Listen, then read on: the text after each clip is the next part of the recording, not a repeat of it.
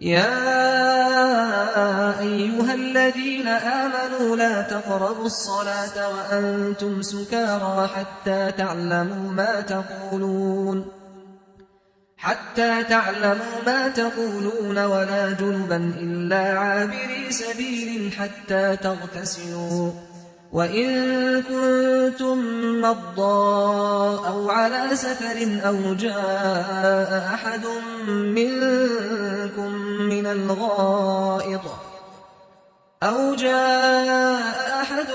منكم من الغائط أو لامستم النساء